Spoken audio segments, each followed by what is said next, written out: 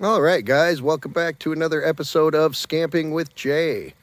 Um, I am here in the nighttime because I could not get out of work early enough. So sorry about this obnoxious shadow here. This part of the video is going to be lit by my headlamp. So anyway, got a fire going. I'm back here at 44 North, up in Tigerton, Wisconsin, or the town of Morris. But most people know Tigerton more than they know Morris. Matt, awesome host, hooked me up with this entire pile of cedar here that he milled down over the last few months with a project he's working on. But all I got to do is cut it up and I can burn it. Still got the car running just because I've been sweating a little bit and it's cold out. So I just wanted to make sure that the heat was going in case I needed to duck in there. It is going to be a challenge tonight. It is supposed to get down to -7 degrees. So it's going to be a cold one. Backup plan, the full tank of gas in that. So I'll sleep in that and run the engine if I have to. Yes, I have a carbon monoxide detector. So don't worry. If I'm going to die doing something stupid, it's going to be a lot cooler than sleeping. This is Site 3. You guys all remember this epic tree right here from my visit with my nephew Max. It looks just as majestic in the wintertime. So I'll give you a brief tour of the tent. I did modify a few things since my trial run. First thing I did is I did lay down a tarp. And a co-worker of mine, awesome guy, loaned me a couple of these pads that he uses for underneath his kid's pool in the summertime, so he doesn't use them during the winter, just so the feet on my chair don't tear the tarp. So I do know that I need to move those 2 feet and get it all the way on that pad. Just to make sure I keep the tarp in one piece. It's not a great tarp. Yes, I know I'm not supposed to keep the propane tank inside the tent with me, but my hose isn't long enough to get it outside. And besides the fact, Mr. Heater is designed to have one of those little Coleman tanks hooked up to it.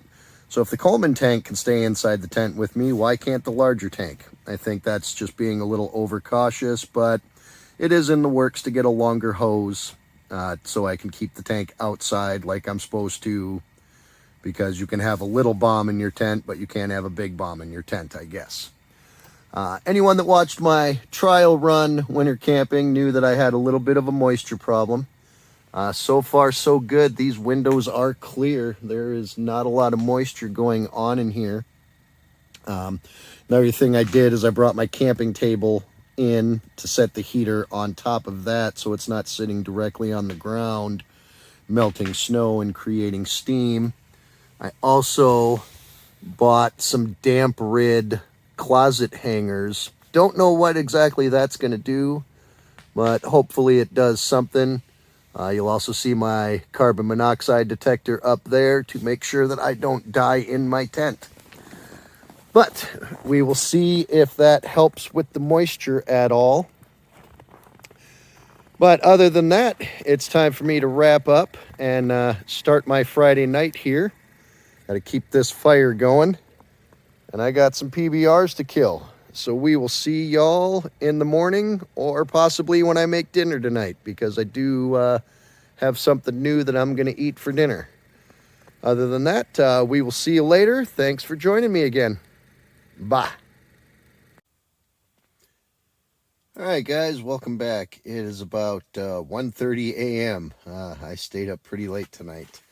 In the tent now, getting ready to make some dinner. I'm going to make that a separate video, so watch out for that one too. It's something new. Well, anyway, it's pretty cold outside. I didn't get a reading off the phone. I'll do a screenshot after I shoot this one. I'll put it up, right over here. But so far, so good. Everything's going great. Everything's toasty warm. I've got both windows open right now.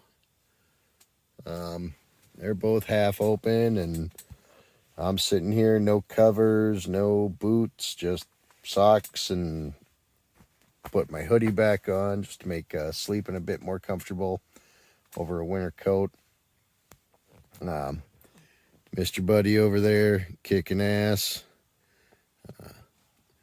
CO2 detector right there,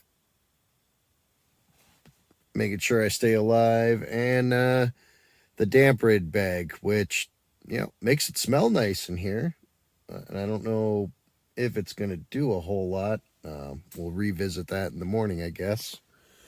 I can already tell the condensation it's still there, but it's not as dominant as it was that last trip. So I think getting the Mr. Buddy heater off the floor, the tarp, I think a lot of that added to it.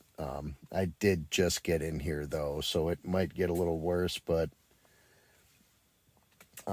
so far it's not anything I'm gonna worry about outside of normal winter camping condensation.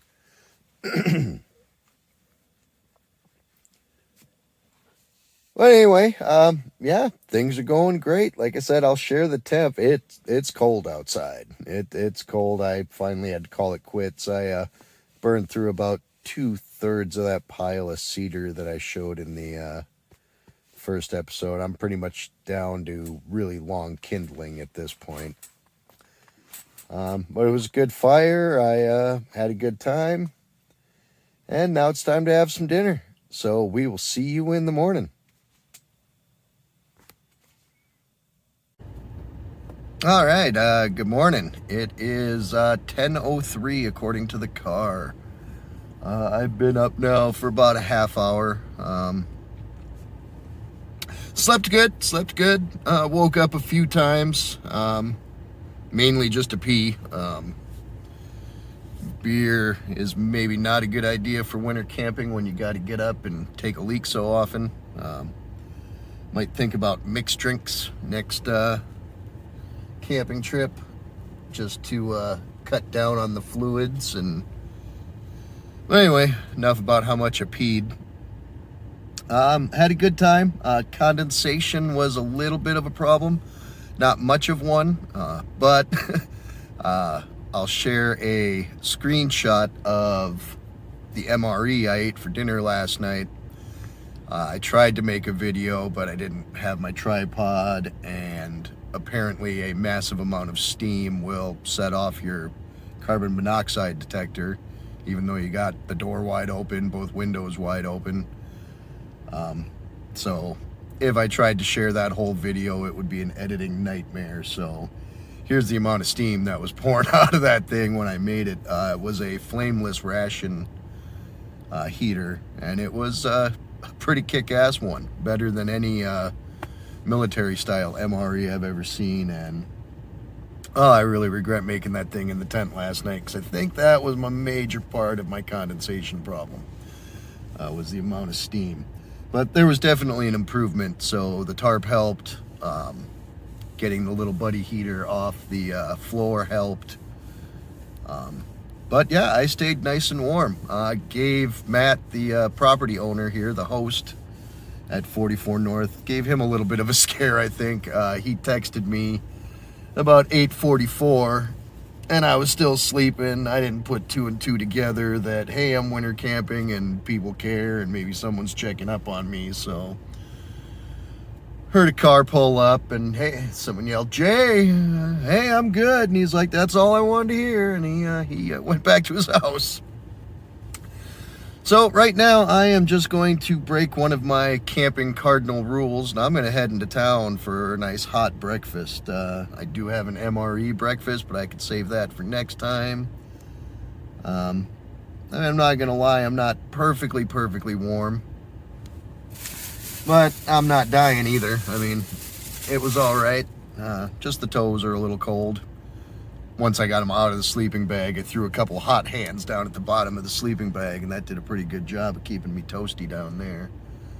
But with my boots sitting just on the ground all night while I was sleeping, they're pretty cold. So Now I gotta sit in the car and, let them sit under the heat for a while and hopefully warm up. But I'm gonna cut it off here, just so everyone knows I'm still alive, I'm still here. And we got day number 2 coming. We'll see you later. All right, guys, let's check in here for a Saturday afternoon update. I am back here at the site. Tried to take a little driving tour through the property. That didn't work out so well for me. I ended up getting stuck once back by Site 7. Got myself out of that jam, but then got stuck really good right by his quarry, and Matt had to come rescue me. Got me out of that jam, got back to the site, and now I'm stuck right there. So Matt's gonna be here before sundown and help me get out of that mess. Swear he's got to be cursing the stupid city boy that keeps getting stuck.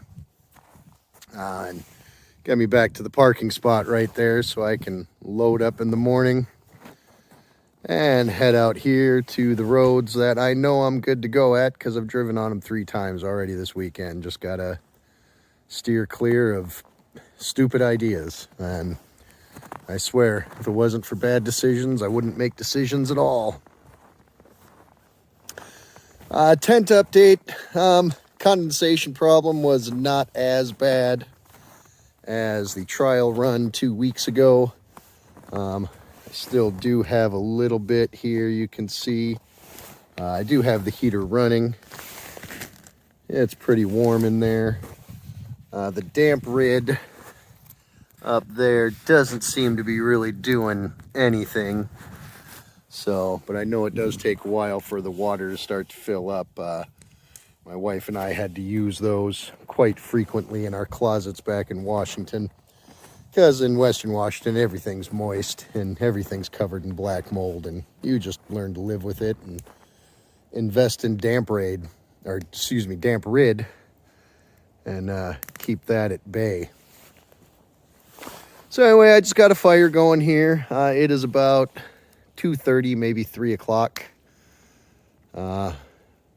My beer froze overnight. Forgot to bring that into the tent with me. So, but I'm going to forego the drinking tonight anyway, just because, I just don't feel like it. It's a pain to get up 2 times in the night when it's cold, to put boots on and a jacket on to go outside to pee, and I just don't feel like dealing with that mess. Besides the fact it's frozen and thawed, so who knows if that beer is even any good anymore. So here's what I've gotten this wood pile down to. And since it's so early, I imagine there's not going to be a whole lot of that pile left by the time I'm done. But hey, it is what it is.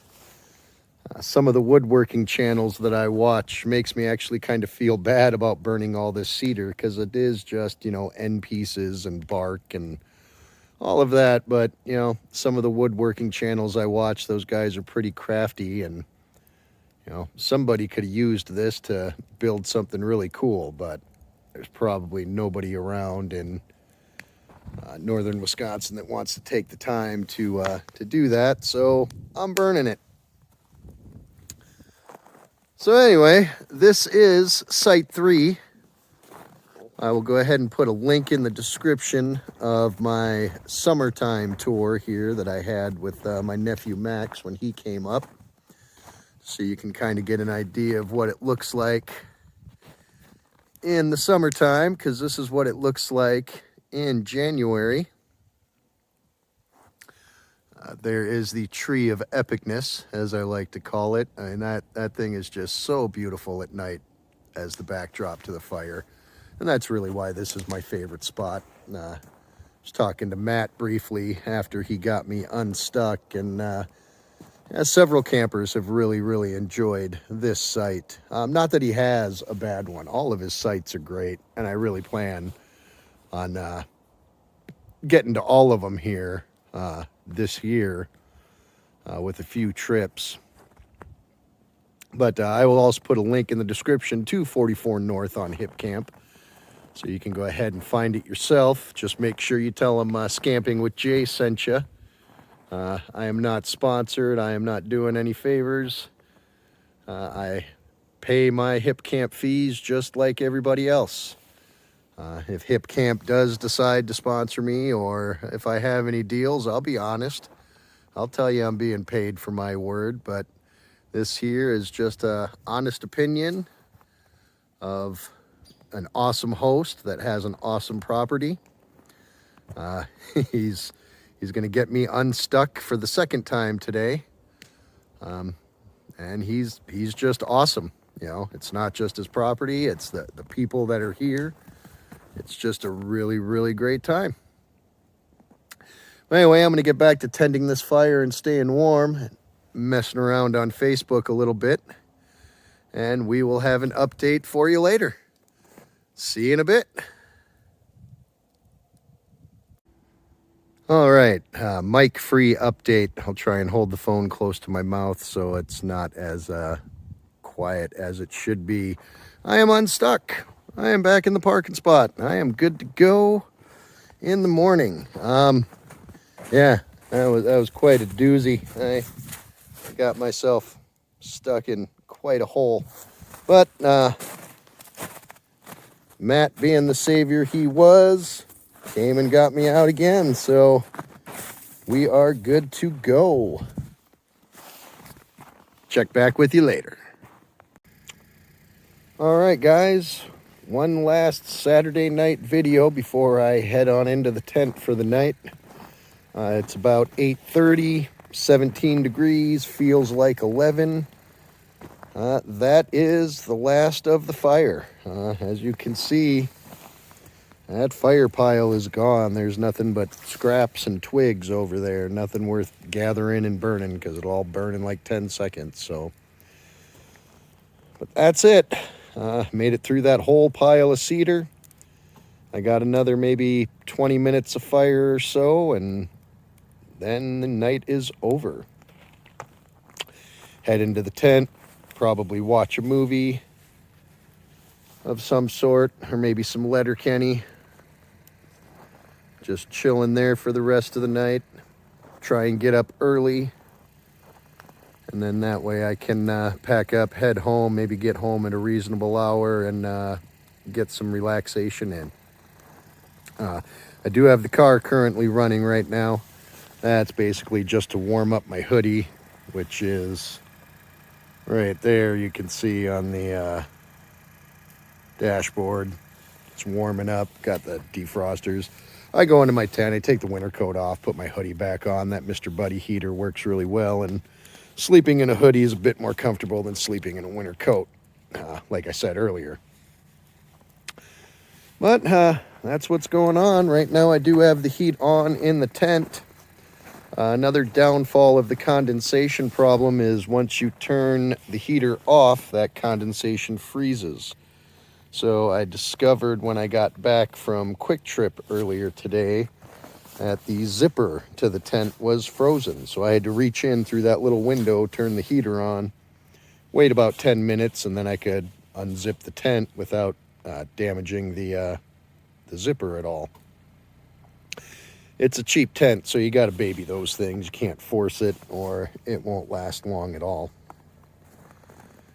But other than that, thanks for joining me for my first full weekend of winter camping. Again, I thought I really was going to hate this, but I don't at all. Like, as long as you keep a fire going, you keep, layer up.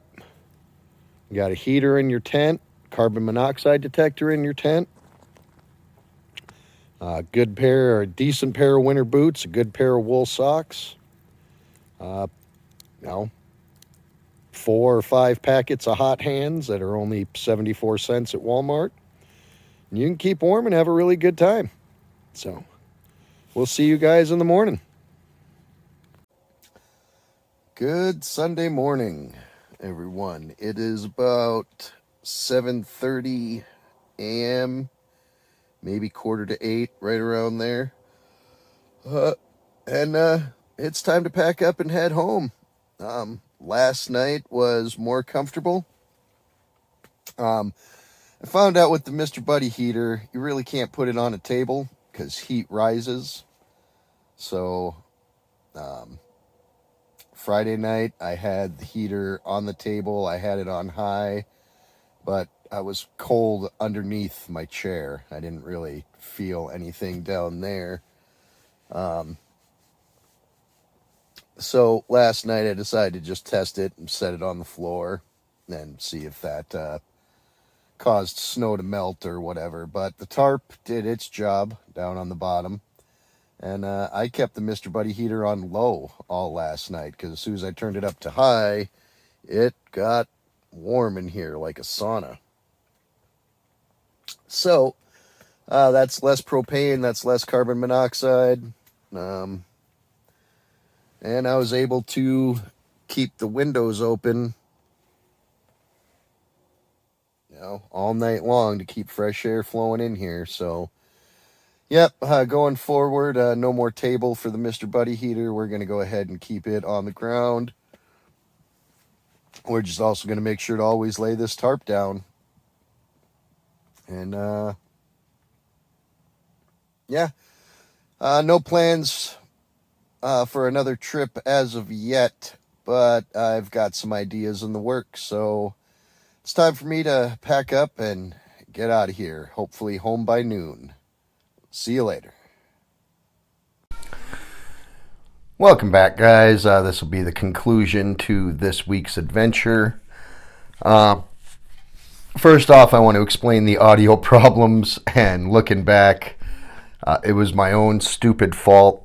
I would film a video, and then I'd go back to watch it, and it didn't have any sound. I'm like, what's going on? So I'm thinking my wireless mic is busted.